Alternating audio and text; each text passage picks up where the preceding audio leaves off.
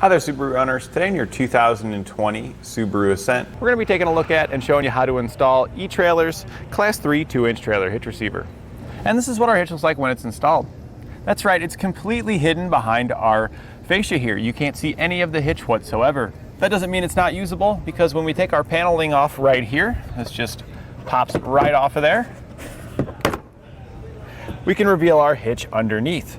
So it's really cool that we can go from a factory look to a fully functioning Class 3 hitch by just taking off a panel.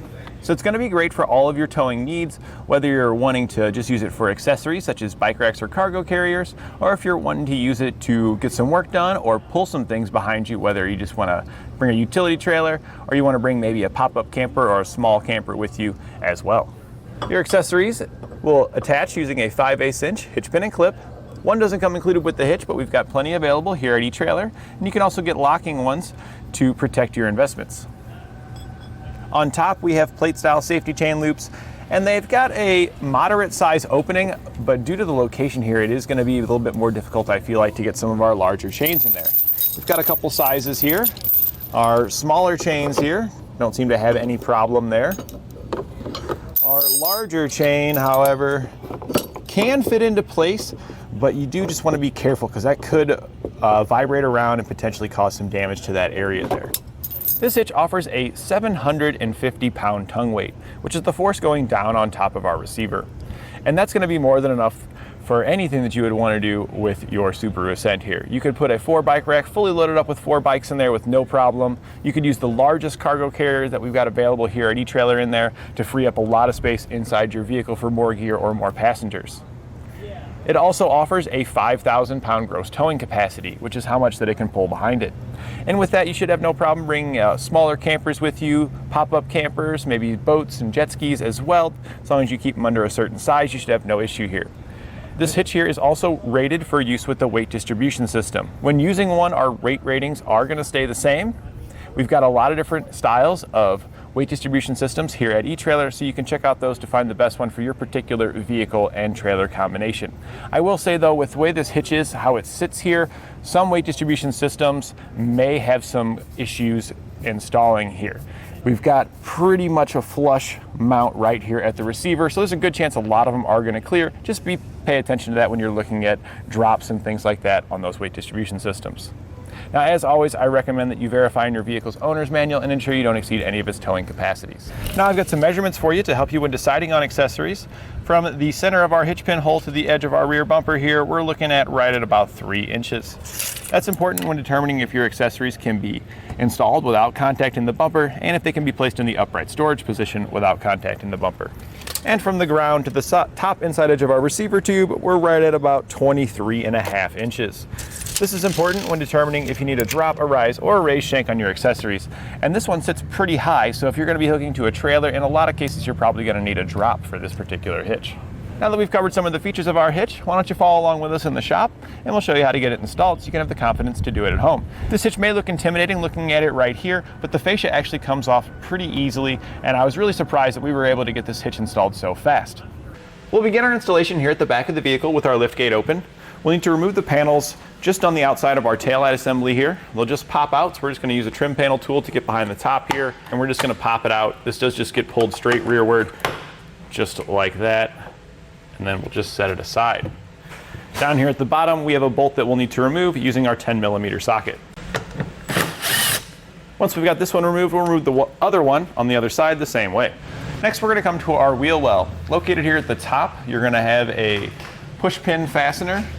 To remove this style, we'll take a Phillips screwdriver or something similar, and we're going to push in on the center of the fastener.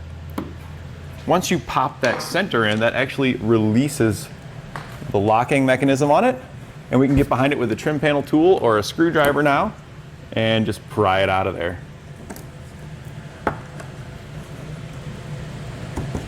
To reset this one, you'll just simply take the center here and push it until it's popped out like that. We're now reset so we can reinstall it at a later step. Now, also in this area, you may or may not have some splash shields down here, little like mud flaps. If you have those, you'll remove the fasteners from here to get that off. We don't have them installed on ours, it's an option, so you may or may not. So just keep that in mind if you need to remove those splash guards. We'll then go on the other side and we're going to remove those components over there as well. We're now underneath the vehicle and we have several fasteners that we're going to remove from the bottom here. They're all push pin fasteners. There's a total of 8 if you're including the one underneath the splash shield there. To remove these, you'll see there's little notches around it. You can fit your flat bladed screwdriver into one of those notches and just give it a little bit of a twist. This type of fastener does tend to get fairly brittle and a lot of dirt gets collected in them, so it's not uncommon for these fasteners to want to break. So just be careful, kind of go back and forth side to side, and you can get those fasteners out of there. If you do happen to break one, we do have kits available from Performance Tools here with an assortment of fasteners for your particular make of vehicle. Our centerpiece here, we can go ahead and remove now, just so that way when we're taking our fascia off, there's less chance of this accidentally popping off there and falling and causing any scratches to it or anything. So once you get those fasteners loose, we're just gonna kind of peel it off from the bottom here, and then it'll just drop down and we can set this aside. Now that we've got all of our fasteners removed, we can head up on top, and we're gonna start here at the corner, and we're just gonna start pulling out and peeling our fascia back. Just gonna be gentle as we do this, working our way towards the taillight. Once we get right here at the taillight, this is a pretty good place to stop because we need to be able to have control as we're removing our fascia. So we're just gonna leave it right there, go over to the other side and get it released to this point as well. Once we've got it removed all the way to this point, we can come here at the back towards the center, and we're just gonna kind of pull outward on it, just like that until it pops loose. We'll then just double check to see if we have any electrical connectors that we need to disconnect. We likely do, and there's one located here on the driver's side. So we're just gonna press in on the release tab there and pull that out. And we're just gonna slowly keep pulling back to see if we have any more.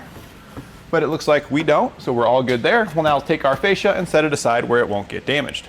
We'll be removing our bumper beam, so we've got some electrical connectors that are attached to it here. We wanna make sure we get those removed. We're gonna get underneath of those with a trim panel tool and pop those out. I do like to disconnect the electrical connector first, just in case I accidentally pull up a little too hard or anything. I don't wanna damage the wiring. So we're just gonna get underneath the brown portion where it snaps into our fascia and just get that popped off of there.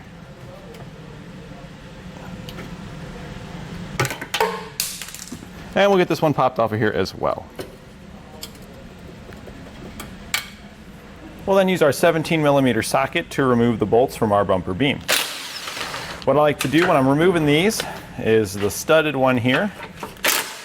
Once we get that one removed, I'm just gonna keep a thread or two on there, and that'll ensure that when I'm taking all my fasteners off, there's no way that our bumper beam's gonna be able to fall and land on our foot or anything like that.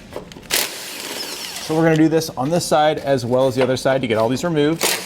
You'll have 3 bolts and 1 nut on each side.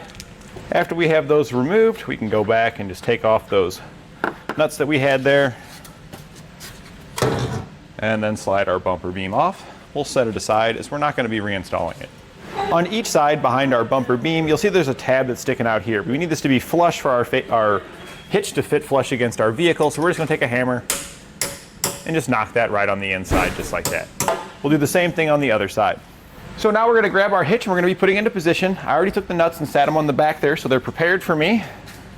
We're going to slide our hitch over the stud, lining up all the holes with the holes, the pre-existing holes. We'll then grab those nuts that we've set out here and just get those started on each side. That'll ensure that our hitch stays in place while we install the rest of our hardware. Now, while we're reusing the nuts that we had removed, the bolts that we took out, we are not going to reuse those. You'll get new bolts in your kit. You're going to place conical tooth washers on them with the teeth on the washer facing towards your hitch. We can then just install these. You may have to lift up just a little bit on your hitch to get it to line up to get each one to start. Make sure you get each one started by hand. You'll have 3 on each side. We can now take our 17mm socket once again and snug all this hardware down.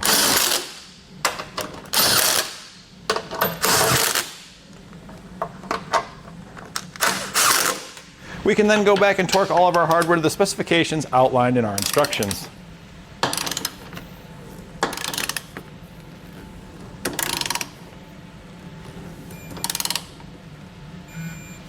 We can now take our electrical wires and they're going to poke down into the slotted hole there.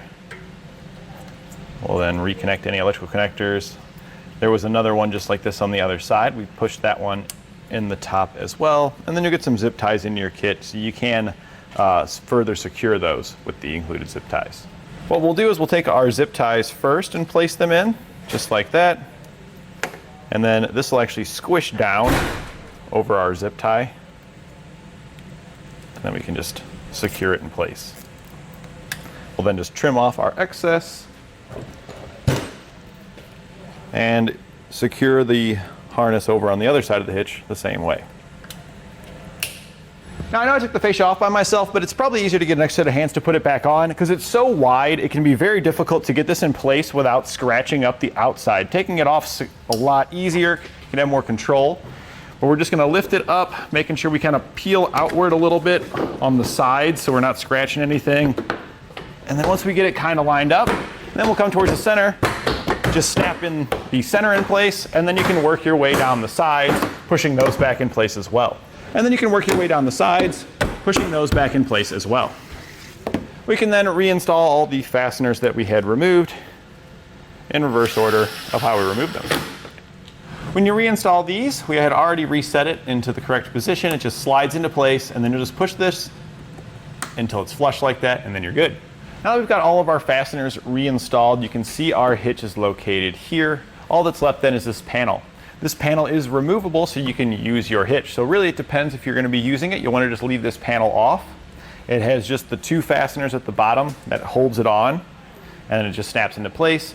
Or if you're not going to be using it, you can return your vehicle to its factory aesthetics by just clipping it back in and then reinstalling those pins. And to flesh out your install, here's some accessories that we recommend.